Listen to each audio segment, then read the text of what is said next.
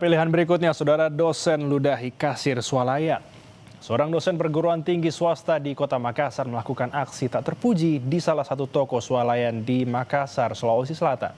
Dosen tersebut meludahi seorang kasir swalayan gara-gara tak terima ditegur karena memotong antrian pembayaran.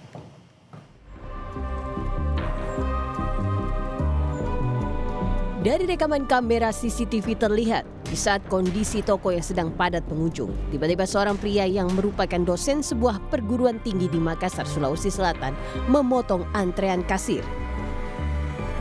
Meski sudah ditegur, namun pria itu bersikeras ingin dilayani lebih dahulu. Di tengah proses pembayaran, pria ini justru melakukan aksi tak terpuji. Ia meludah ke arah kasir serta melontarkan ancaman dan menuntut sang kasir meminta maaf.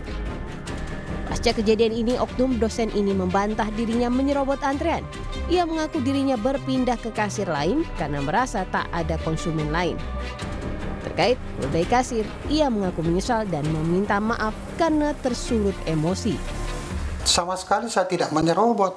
Itu kalau menyerobot saya dahului orang. Tidak ada orang yang saya dahului, kan tidak ada sama sekali. Karena itu tadi kelakuannya ke saya yang mulai sudah membatu di dada saya, akhirnya itu yang bikin saya mulai lepas kontrol. Saya minta maaf karena itu di luar kendali. Itu saya kayaknya melampiaskan itu kekesalan. Meski telah meminta maaf, namun atas perlakuan tidak menyenangkan ini, korban sudah melaporkan kasus ini ke Polsek Tamalandrea, Makassar. Polisi telah memanggil beberapa saksi untuk dimintai keterangan.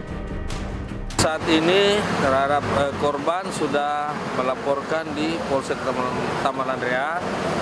Saat ini sudah dilakukan penyelidikan dengan pemeriksaan korban dan beberapa saksi.